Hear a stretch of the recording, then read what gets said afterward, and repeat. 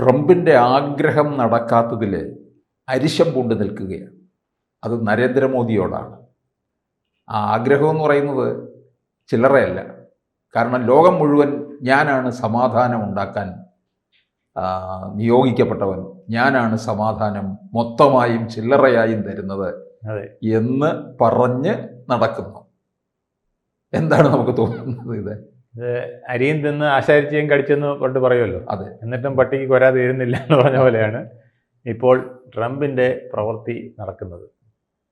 Trump ഉദ്ദേശിച്ചത് ഒരു ഇന്ത്യയുടെ ഒരു കീഴടങ്ങൽ അദ്ദേഹത്തിൻ്റെ മുമ്പിൽ ഉണ്ടാകും എന്നുള്ളതാണ്.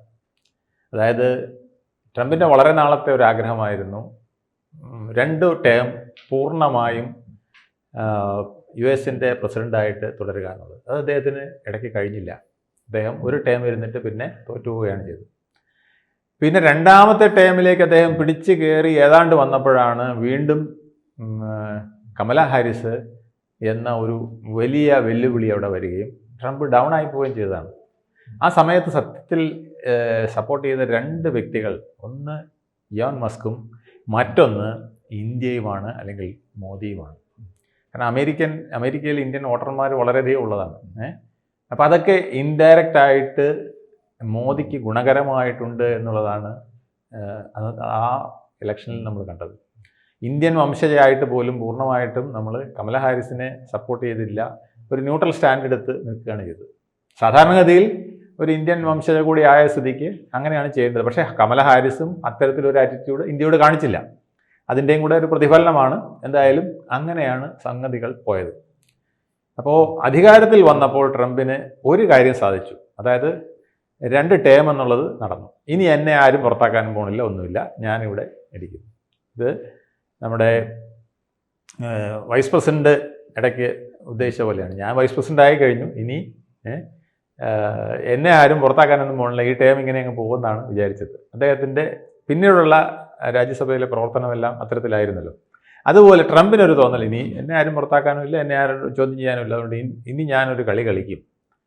അപ്പോൾ ഒബാമയെ പോലെ 2ാമത്തെ ടേമിൽ ഞാൻ വന്നു, ഇനി ഒബാമയെ പോലെ ഒരു നോബൽ പ്രൈസും കൂടെ എനിക്ക് വാങ്ങിക്കണം, എങ്കിലേ ഞാൻ അമേരിക്കയിലെ പ്രധാനപ്പെട്ട ഒരു പ്രസിഡന്റ് എന്നുള്ള നിലയ്ക്ക്, ഈ കാലഘട്ടത്തിലെ ഒരു പ്രധാനപ്പെട്ട പ്രസിഡന്റ് എന്നുള്ള നിലയ്ക്ക് മികച്ചു നിൽക്കുകയുള്ളൂ. അപ്പോൾ ഒബാമയുടെ 2ാമത്തെ നേട്ടമായ നോബൽ പ്രൈസ് കിട്ടാനായിട്ട് എളുപ്പമാർഗം കുറേ രാഷ്ട്രങ്ങൾ തമ്മിലുള്ള അടികൾ തീർക്കുക എന്നുള്ളതാണ്.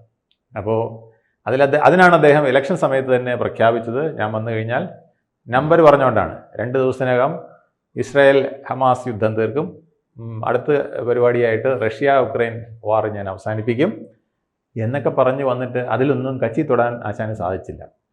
അപ്പോഴാണ് ഇന്ത്യ പാകിസ്ഥാൻ ഒരു ഉരസൽ വന്നത്. അപ്പോൾ രണ്ടും ഞാൻ പറഞ്ഞാൽ നിൽക്കുന്ന രാഷ്ട്രങ്ങളാണല്ലോ എന്ന് ട്രംപിന് ഒരു തോന്നൽ.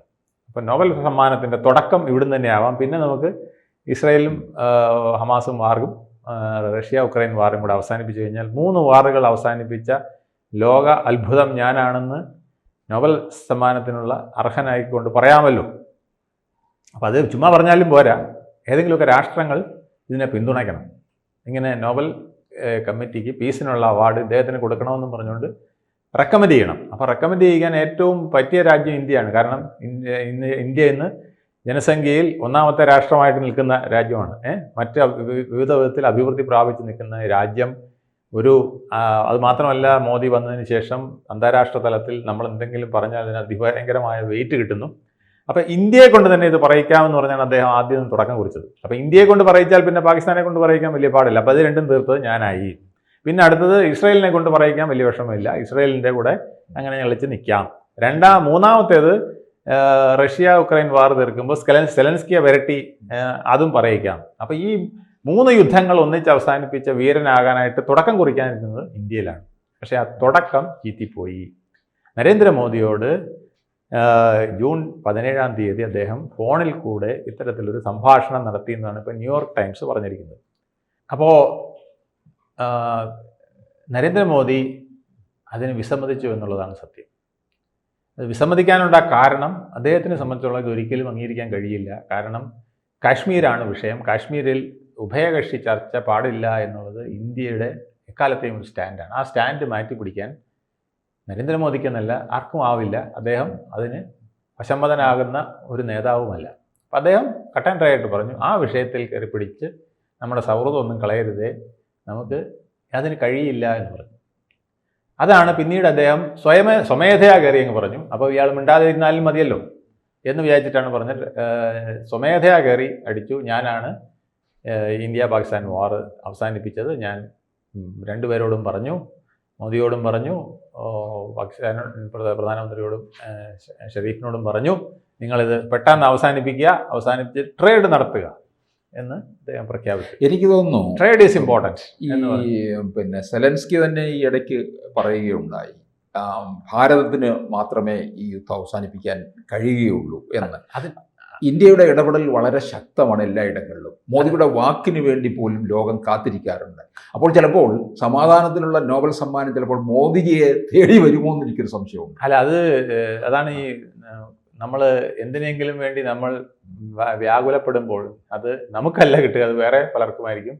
പോവുക എന്ന് പറയുന്നത് സത്യമാണെന്ന് തോന്നുന്നു. കാരണം നരേന്ദ്രമോദി പ്രത്യേകമായ ഒരു കാര്യം പ്രതീക്ഷിച്ചുകൊണ്ടല്ല ഒരു രാഷ്ട്രത്തെ സമീപിക്കുന്നത്. എവിടെ ചെന്നാലും നിങ്ങൾക്ക് ഗുണമുള്ളത് ഞങ്ങൾ ചെയ്യും, ഞങ്ങൾക്ക് ഗുണമുള്ളത് നിങ്ങൾ ചെയ്യണം. ഇതാണ് അദ്ദേഹത്തിൻ്റെ കരാർ. നിങ്ങളുടെ അവശ്യ സാധനങ്ങൾ എന്താണോ അത് ഞങ്ങളുടെ അവിടെ ഉണ്ടെങ്കിൽ ഞങ്ങൾ തരാം, പകരം ഞങ്ങൾക്ക് ആവശ്യമായ സാധനങ്ങൾ നിങ്ങൾ തരണം. ഇതാണ് അദ്ദേഹത്തിൻ്റെ റിലേഷൻഷിപ്പ് എല്ലായിടത്തും നടന്നത്. നിങ്ങൾക്ക് ആയുധമാണെങ്കിൽ ആയുധം, ധാന്യമാണെങ്കിൽ ധാന്യം, നിങ്ങൾക്ക് ധാതുക്കളാണെങ്കിൽ ധാതുക്കൾ, സ്കിൽഡ് ലേബർ ആണെങ്കിൽ ലേബർ, ഏത് വേണോ ഞങ്ങൾ തരാം. പക്ഷെ പകരം ഞങ്ങൾക്ക് വേണ്ട സാധനങ്ങൾ നിങ്ങളും തരണം, ടെക്നോളജി തരണം, അല്ലെങ്കിൽ റിസോഴ്സ്ഫുൾ ആയിട്ടുള്ള ചില സൊല്യൂഷൻസ് നമുക്ക് തരണം, ധാതുക്കൾ തരണം, പിന്നെ നമുക്ക് റയർ എർത്ത്സ് പലതും വേണം. ഇങ്ങനെയൊക്കെ പറഞ്ഞുകൊണ്ടാണ് അദ്ദേഹം പലരെയും സമീപിച്ചത്. ജപ്പാനിൽ ഇപ്പോൾ പോയപ്പോഴും അതുപോലെയാണല്ലോ നമ്മൾ കണ്ടത്. 6000 ലക്ഷം കോടി രൂപയുടെ ഇൻവെസ്റ്റ്മെൻറ്റാണ് 5 വർഷം കൊണ്ട് ജപ്പാൻ ഇപ്പോൾ നടത്താമെന്ന് നമ്മളോട് സമ്മതിച്ചിരിക്കുന്നത്. ചൈനയിൽ വളരെ നിർണായകമായ നീക്കമാണ് ഇപ്പോൾ നടന്നുകൊണ്ടിരിക്കുന്നത്. ട്രംപും ഇങ്ങനെ വീക്ഷിച്ചുകൊണ്ടിരിക്കുകയാണ് എന്തായിരിക്കും സംഭവിക്കുക. അതെ, അപ്പോൾ ട്രംപ് ഉദ്ദേശിച്ച രീതിയിലല്ല ഈ നോബൽ സമ്മാനത്തിൻ്റെ പോക്ക് വന്നത്. ഒരു പക്ഷേ ഇന്ന് പലരും ചിന്തിക്കുന്നുണ്ട്, ഈ യുദ്ധം പോലും ഉണ്ടാക്കിയതിന് പിന്നിൽ ട്രംപിൻ്റെ കൈ ഉണ്ടോ എന്ന്. കാരണം ഇന്ത്യ പാകിസ്ഥാൻ വാർ പെട്ടെന്ന് ഫ്രം ദ ബ്ലൂ സ്കൈ എന്ന് പറഞ്ഞ പോലെയാണ് ഒരു ഇടിമിന്നലുണ്ടായത്, അല്ലേ? കാരണം അസീം മുനീറിനെ പോലെ ഒരാൾ പെട്ടെന്നൊരു വിഡ്ഢിത്തരം പറയുന്നു, ഇന്ത്യയും പാകിസ്ഥാനും തമ്മിൽ ഒരിക്കലും ചേരുകയില്ല, ഇത് രണ്ടും രണ്ട് രാഷ്ട്രങ്ങളായിട്ട് നിൽക്കുന്നതിൻ്റെ കാരണം തന്നെ മതമാണ്, ഞങ്ങൾ മുസ്ലിമാണ്, അവർ ഹിന്ദുവാണ് എന്നൊക്കെ പറഞ്ഞ് സംസാരിക്കുന്നു. അത് കഴിഞ്ഞ് ഒരു മാസത്തിനകം അതേ മുദ്രാവാക്യവുമായിട്ട് ടെററിസ്റ്റുകൾ വന്ന് നമ്മുടെ 25 പേരെ വെടിവെച്ച് കൊല്ലുകയാണ് ചെയ്തത്. 26 പേരെ വെടിവെച്ച് കൊല്ലുകയാണ് ചെയ്തത്. അപ്പോൾ അത് സൂചിപ്പിച്ചത് തീർച്ചയായിട്ടും ഇതിൻ്റെ പിന്നിൽ ഒരു കളിയുണ്ട് എന്നുള്ളതാണ്. ആ കളി എന്താണെന്നുള്ളത് ഇനിയും പുറത്തു വേണ്ടിയിരിക്കുന്നു. ശരിക്കും പറഞ്ഞാൽ നരേന്ദ്രമോദി അന്നേ ഇതെല്ലാം മനസ്സിൽ കണ്ടിട്ടുണ്ടോ എന്ന് പോലും ആലോചിക്കേണ്ടിയിരിക്കുന്നു. കാരണം അസീം മുനീറിനെ പോലെ ഒരാൾ തകർന്നു കിടക്കുന്ന പാകിസ്ഥാൻ, ആയുധങ്ങൾ പോലും ആവശ്യത്തിനില്ലാത്ത ഒരു പാകിസ്ഥാനുമായി നിൽക്കുമ്പോൾ ഇങ്ങനെ ഒരു യുദ്ധത്തിന് മുതിരുമോ എന്ന് ഇന്നും പലരും ചിന്തിക്കുന്നുണ്ട്. പിന്നീട് അസീം മുനീർ ഒരു മാസത്തിനിടെ 2 തവണ തിരിച്ച് സന്ദർശിക്കുക മാത്രമല്ല, ക്ഷണിച്ചാണ് സന്ദർശിക്കുന്നത്. അപ്പോൾ ട്രംപും അസീം മുനീറുമായി എന്തെങ്കിലും ഗൂഢതന്ത്രങ്ങൾ ഉണ്ടായിരുന്നു എന്ന് പോലും ചിന്തിക്കേണ്ട. വൈറ്റ് ഹൗസിൽ നേരിട്ട് കയറി ചെല്ലുകയും ചെയ്തു. അവിടെ അങ്ങനെ ഒരു പട്ടാള മേധാവിയെ കമാൻഡറിനപ്പുറം വിടില്ല. ഇവിടെ നമുക്ക് തമ്മിൽ സംസാരിക്കാം, വൈറ്റ് ഹൗസിനകത്ത് കയറിപ്പോരെന്നാണ് ഇന്ന് വരെയുള്ള അമേരിക്കൻ പ്രസിഡന്റുമാർ പറഞ്ഞത്. എന്നിട്ട് വൈറ്റ് ഹൗസിൽ കയറ്റി ഇരുത്തിയെന്ന് മാത്രമല്ല, നരേന്ദ്രമോദിയെ കൂടെ അതിനകത്ത് ഇരുത്താനായിട്ട് അദ്ദേഹം ശ്രമിക്കുകയുണ്ടായി. പിന്നെ ബ്രിക്സ് ഉച്ചകോടിയുടെ സമയത്ത് അന്ന് ബ്രിക്സ് ഉച്ചകോടി അല്ല, നമ്മുടെ പിന്നെ യൂറോപ്യൻ യൂണിയനുമായിട്ടുള്ള മീറ്റിങ്ങുകൾ നടക്കുന്ന സമയത്ത് അവിടുന്ന് ഇദ്ദേഹത്തിനെ കൂടെ വിളിച്ചു വരുത്താനാണ് ശ്രമം നടത്തിയത്. വിളിച്ചു വരുത്തി. അപ്പോൾ നരേന്ദ്രമോദി ബുദ്ധിപൂർവ്വം അതിൽ നിന്ന് ഒഴിവായി പോവുകയാണ് ചെയ്തത്. കാരണം അവിടെ വെച്ച് 2 പേരെ ഇരുത്തി പറയിപ്പിച്ച് ഞാനാണ് നോബൽ സമ്മാനത്തിന് അർഹനെന്ന് സ്ഥാപിച്ച് 2 പേരെയും വിടാമെന്നുള്ളതാണ് ഉദ്ദേശിച്ചത്.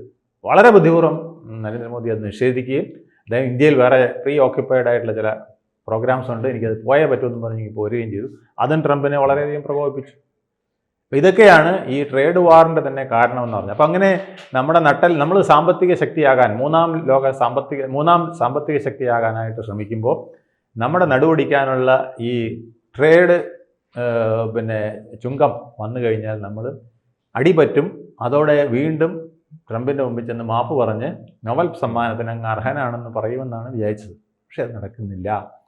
എന്ന് മാത്രമല്ല, ഇപ്പോൾ പുടിനും അതുപോലെ തന്നെ സെലൻസ്കിയും ഒക്കെ ഇന്ത്യക്ക് ആ വാർ അവസാനിപ്പിക്കുന്നതിന് ഒരു നിർണായക ശക്തിയായി നിൽക്കാൻ കഴിയുമെന്ന് വിശ്വസിക്കുകയാണ്.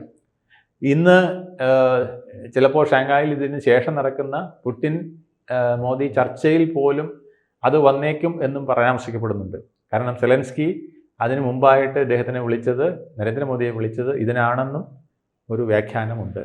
ഒരുപക്ഷെ പുടിനുമായിട്ട് ഒരു ചർച്ച, നമുക്ക് ഈ വാർ എങ്ങനെയെങ്കിലും ഒന്ന് അവസാനിപ്പിക്കണം, കുറച്ച് വല്ലതൊക്കെ അവർക്കും വിട്ടുകൊടുത്ത് ബാക്കി നിങ്ങളും എടുത്ത് ഇതെങ്ങനെയെങ്കിലും ഒന്ന് അവസാനിപ്പിക്കണം. കാരണം കൈവിട്ട് നിൽക്കുകയാണ് സെലൻസ്കി.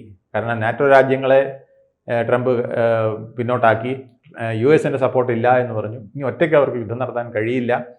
സെലൻസ്കി ഹീറോ ആയിരുന്ന സ്വന്തം നാട്ടിൽ നിന്ന് ഒരു സീറോയായി നിൽക്കുകയാണ്. ജനങ്ങൾ അദ്ദേഹത്തിനെ വെറുത്തു തുടങ്ങിയിരിക്കുന്നു. ആവശ്യമില്ലാത്ത യുദ്ധത്തിൻ്റെ ഒരാളെന്നുള്ള രീതിയിൽ ഭയങ്കരമായ ക്ലേശം. ബോംബിടാത്ത സ്ഥലങ്ങളില്ലെന്നാണ് പറയുന്നത്. എങ്ങനെ ആ രാഷ്ട്രം പിടിച്ചു നിന്നും നമുക്ക് മനസ്സിലാകുന്നില്ല. തിരിച്ചു നിന്ന് മറ്റൊന്നുമല്ല, നാറ്റോ രാജ്യങ്ങളുള്ളതുകൊണ്ട് മാത്രമാണ്, അല്ലെങ്കിൽ ഒരിക്കലും പിടിച്ചു നിൽക്കാൻ കഴിയുമായിരുന്നില്ല. അപ്പോൾ ആ വൈതരണികളെല്ലാം മാറ്റാനായിട്ട് പറ്റിയ ഒരു സന്ദർഭമാണ് ട്രംപ് മോദി കൂടിക്കാഴ്ചയെന്ന് സെലൻസ്കി പോലും വിശ്വസിക്കുകയാണ്. ഇതെല്ലാം ട്രംപിനെ ഹാലളാക്കുമെന്നുള്ളതിന് യാതൊരു സംശയവുമില്ല. ട്രംപിൻ്റെ നോബൽ സമ്മാനം അത്ര എളുപ്പമായിരിക്കില്ല എന്നാണ് തോന്നുന്നത്. പക്ഷേ ഒരു കാര്യത്തിന് ട്രംപിന് നോബൽ സമ്മാനം കൊടുക്കണമെന്നാണ് എൻ്റെ ഒരു റിക്വസ്റ്റ്. വലിയ ബദ്ധശത്രുക്കളായ പോലെ കഴിഞ്ഞ ഒരു 10 വർഷമായിട്ട് നിൽക്കുന്ന ചൈന, ഇന്ത്യ ശക്തികളെ ഒന്നിപ്പിച്ചതിന്, സമാധാനത്തിൻ്റെ അയൽക്കാരാക്കി മാറ്റിയതിന് തീർച്ചയായിട്ടും ഒന്നാമത്തെ നോബൽ പ്രൈസിന് അർഹൻ ട്രംപ് തന്നെയാണ്. കൂടുതൽ വാർത്തകളും വിശേഷങ്ങളും നിങ്ങളിലേക്ക് എത്താൻ ABC മലയാളം സബ്സ്ക്രൈബ് ചെയ്യുക, ബെൽ ബട്ടണും അമർത്തുക.